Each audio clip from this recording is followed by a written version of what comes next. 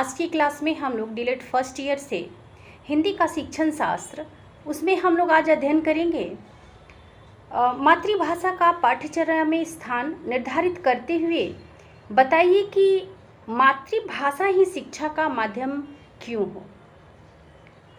पिछली क्लासेस में हमने पढ़ा था कि मातृभाषा का पाठ्यक्रम में स्थान कैसे निर्धारित करेंगे, लेकिन आज अभी के टॉपिक में ये पढ़ेंगे जो मोस्ट इम्पॉर्टेंट प्रश्न है, और आखिर मातृभाषा ही शिक्षा का माध्यम हो ये क्यों। तो आइए इस पे हम डिस्कस करते हैं। मातृभाषा मनुष्य के विकास की आधारशिला है। भाषा की शक्ति जितनी परिपक्व, गहरी और व्यापक होगी, बालक उतनी ही शीघ्रता और सरलता से विविध विषयों का ज्ञान ग्रहण करेगा। विद्यालय स्तर की शिक्षा के किसी भी विषय का ज्ञान भी मातृभाषा के माध्यम से ही कराया जाता है। अतः बच्चों को अपनी मातृभाषा का व्यापक एवं स्पष्ट ज्ञान होना चाहिए। इसके लिए आवश्यक है कि विद्यालयी शिक्षा की पाठ्यचर्या में मातृभाषा के अध्ययन को अनिवार्य रूप से रखा जाए। यहाँ प्रश्न उठता है कि शिक्षा के किस स्तर की पाठ्यचर्या में मातृभाषा को क्या स्थान देना चाहिए। तो इस समय हमारे देश में 10+, 2+3 की शिक्षा संरचना लागू है, लेकिन इसके अंतर्गत प्रथम 10 वर्षीय शिक्षा पूरे देश में समान, अनिवार्य एवं निःशुल्क होनी चाहिए। 10 वर्षीय शिक्षा की प्राथमिक, पूर्व माध्यमिक और माध्यमिक इन 3 स्तरों में बांटा गया है, और +2 को उच्च माध्यमिक कहा गया है। +3 और इससे आगे की शिक्षा उस शिक्षा के अंतर्गत आती है। अब यहाँ इन सभी स्तरों की पाठ्यचर्या में मातृभाषा का स्थान विषय पर किस प्रकार से किया जाए, इस पे हम विचार करेंगे।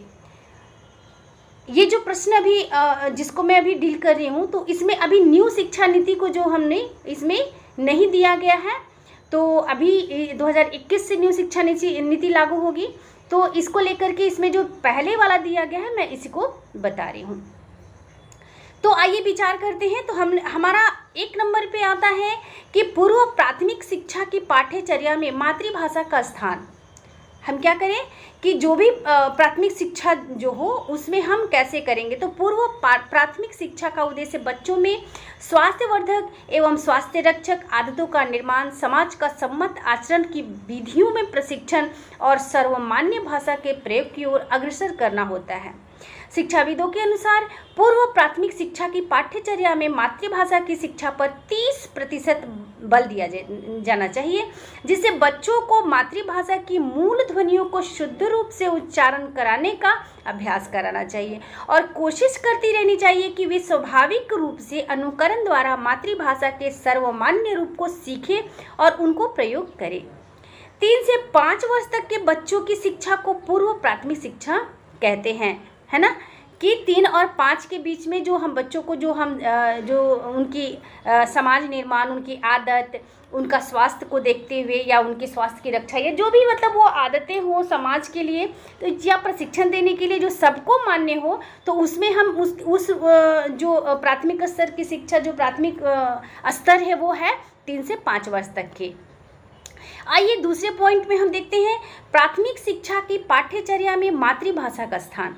हमारे देश में पूर्व प्राथमिक शिक्षा के बाद शुरू होने वाली प्रथम 4 अथवा 5 वर्षीय शिक्षा को प्राथमिक शिक्षा कहते हैं। इस स्तर की शिक्षा का मुख्य उद्देश्य बच्चों को स्वास्थ्य शिक्षा, मातृभाषा का ज्ञान, अपने इतिहास का परिचय, स्थानीय भूगोल की जानकारी एवं सामान्य जीवन की आवश्यकताओं की पूर्ति का प्रशिक्षण देना होता है। और इस तरह की पाठ्यचर्या में भी मातृभाषा की शिक्षा पर 30% बल देना चाहिए, और इस स्तर पर बच्चों की मातृभाषा की मूल ध्वनियों के उच्चारण का स्थान का भी देना चाहिए, जो मौखिक पठन का अभ्यास कराना चाहिए, और उनके शब्दकोश में वृद्धि करनी चाहिए, और उनको लिखित भाषा की भी शिक्षा देनी चाहिए। 3 नंबर पे देखते हैं हम कि पूर्व माध्यमिक शिक्षा की पाठ्यचर्या में मातृभाषा का स्थान। हमारे देश में कक्षा 5 अथवा 6 से कक्षा 8 तक की शिक्षा को पूर्व माध्यमिक यानी उच्च प्राथमिक कहा जाता है, और इस शिक्षा का मुख्य उद्देश्य बच्चों का शारीरिक, मानसिक, व्यक्तिक एवं सामाजिक, नैतिक तथा चारित्रिक और सांस्कृतिक विकास का होता है। और इसके साथ साथ मातृभाषा के साहित्य की शिक्षा भी दी जाती है। इस स्तर पर हमारे देश में त्रिभाषा सूत्र लागू है, जिसमें सभी बच्चों को 3 भाषाएं अनिवार्य रूप से सीखनी होती है और शिक्षाविदों के अनुसार इस स्तर पर भी तीनों भाषाओं के लिए कुल 30% बल दिया जाता है और इसका अर्थ है कि मातृभाषा के लिए कुल समय व शक्ति का केवल 10% है ना। अब ये चौथे नंबर पे हम विचार विमर्श करते हैं कि माध्यमिक शिक्षा की पाठ्यचर्या में मातृभाषा का स्थान। माध्यमिक शिक्षा के स्तर में क्या पाठ्यचर्या में मातृभाषा का स्थान कैसा हो, तो हमारे देश में कक्षा 9 से 10 की शिक्षा को माध्यमिक शिक्षा कहा जाता है और इस स्तर की शिक्षा के मुख्य उद्देश्य पूर्व माध्यमिक शिक्षा के समान ही होते हैं। इनकी उत्तरोत्तर प्राप्ति के लिए प्रमाण जारी रहती है और इस स्तर पर भी बच्चों को वही 3 भाषाएं सीखनी होती है। इस स्तर पर भी भाषा की शिक्षा को 30% और मातृभाषा को 10% बल दिया जाता है और इस स्तर पर बच्चों को मातृभाषा के विविध रूपों से परिचय हो जाना चाहिए, जिससे वे मातृभाषा के साहित्य में रुचि लेने लगे। ऐसे अध्ययन और अध्यापन की व्यवस्था करनी चाहिए कि मातृभाषा की शिक्षा पाठ्यचर्या के समस्त विषयों एवं क्रियाओं के साथ साथ चलती रहे और बच्चों की मौखिक एवं लिखित भाषा में निरंतर सुधार का प्रयत्न भी होती रहे। 5वें नंबर पे है कि उच्च शिक्षा की पाठ्यचर्या में मातृभाषा का स्थान। अब ये सवाल है कि हमारे देश में +3 और उससे आगे की शिक्षा को उच्च शिक्षा कहते हैं। हमारे देश में कृषि, विज्ञान, तकनीकी और मेडिकल शिक्षा को छोड़कर समस्त उस शिक्षा का माध्यम मातृभाषा ही है, क्योंकि इस स्तर की शिक्षा का उद्देश्य क्षेत्र विशेष से विशेष योग्यता प्रदान करना होता है। अतः मातृभाषा की शिक्षा का अलग से विधान करना अथवा उसकी शिक्षा पर किसी भी रूप में बल देना उचित नहीं है, लेकिन इस स्तर पर भी उनकी मौखिक और लिखित मातृभाषा में परिमार्जन करते रहना चाहिए और इसमें हमें कोई आपत्ति नहीं होनी चाहिए। एक शिक्षित मनुष्य की पहचान उसकी भाषा है, अतः उसमें तो विद्यालयी भाषाई और विश्वविद्यालयी शिक्षा के उपरांत भी सुधार का प्रयत्न जारी रखना चाहिए। अब देखिए, यहाँ मैंने कहा था कि ये तो हो गए पाठ्यक्रम को, क्या मातृभाषा में हम क्या पाठ्यक्रम को रखें या किन किन स्तर पे हम मातृभाषा को ही रखते हैं, जिसमें हमने अभी ऊपर उपरोक्त सभी बिंदुओं पे हमने विचार विमर्श किया। लेकिन क्या अब उसमें था कि मातृभाषा ही शिक्षा का माध्यम हो, तो क्यों? तो आइए इसको हम यहाँ पढ़ते हैं कि जहाँ तक शिक्षा के माध्यम की बात है, लगभग सभी स्वतंत्र देशों में शिक्षा का माध्यम वहाँ की मातृभाषा ही है। जिन देशों में एक से अधिक मातृभाषाएं हैं, उन देशों में वहाँ की राष्ट्रभाषा को ही शिक्षा का माध्यम बनाया गया है। इसके कुछ देश अपवाद भी हैं, जैसे हमारा देश भारत।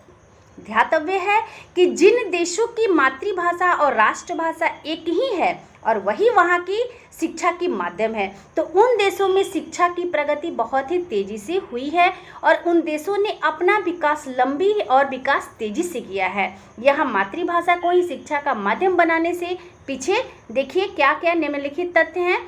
पहले पे है कि मातृभाषा अभिव्यक्ति एवं विचार विनिमय का सरल साधन होती है और इस पर बच्चों का जन्मसिद्ध अधिकार होता है और इसके माध्यम से हम क्या करते हैं कि अध्ययन अध्यापन की क्रिया को बड़े सरल और सहज रूप से चला सकते हैं और इससे हम विकास कर सकते हैं। दूसरे नंबर पे है कि मातृभाषा के माध्यम से अध्ययन करते समय बच्चों में स्वतंत्र चिंतन और स्वतंत्र अभिव्यक्ति के अवसर मिलते हैं और उनके स्वतंत्र व्यक्तित्व का विकास होता है। तीसरे नंबर पे हम देखते हैं कि मातृभाषा के माध्यम से बच्चे सामाजिक व्यवहार और सामाजिक अंतःक्रिया करते हैं और शिक्षण प्रक्रिया में सामाजिक व्यवहार एवं सामाजिक अंतःक्रिया का बड़ा ही महत्व है। चौथे नंबर पे है कि अपनी मातृभाषा के प्रति बच्चों में एक आदर भाव होता है और माता पिता और मातृभूमि के समान मातृभाषा ही वंदनीय है। उसके स्थान पर यदि किसी अन्य भाषा को शिक्षा का माध्यम बनाते हैं तो उसकी भावना पर कुठाराघात होता है। तो 5वें नंबर पे आता है कि मातृभाषा किसी समाज की संस्कृति की अंग होती है और कोई भी व्यक्ति उसके बिना समाज का सदस्य नहीं बन सकता। मातृभाषा के साहित्य में जाति विशेष का इतिहास एवं संस्कृति छिपी होती है और बच्चों को उन संस्कारों से हम अलग नहीं कर सकते। आइए इसमें हम आगे और अंतिम देखते हैं कि 7वें नंबर पे कि जब मातृभाषा शिक्षा का माध्यम होती है तो बच्चों को उसका प्रयोग बहुत ही अधिक करना पड़ता है और जिससे मातृभाषा पर उनका अधिकार होना स्वाभाविक है और जिससे व्यक्ति एवं समाज को गति मिलना भी स्वाभाविक है। तो अतः हम क्या निष्कर्ष निकालते हैं और कह सकते हैं कि व्यक्ति, समाज और राष्ट्र के उत्थान एवं विकास के लिए मातृभाषा को ही शिक्षा का माध्यम बनाना चाहिए। तो इस प्रकार स्पष्ट हो गया कि भाषा शिक्षा का माध्यम मातृभाषा ही क्यों हो। थैंक्स।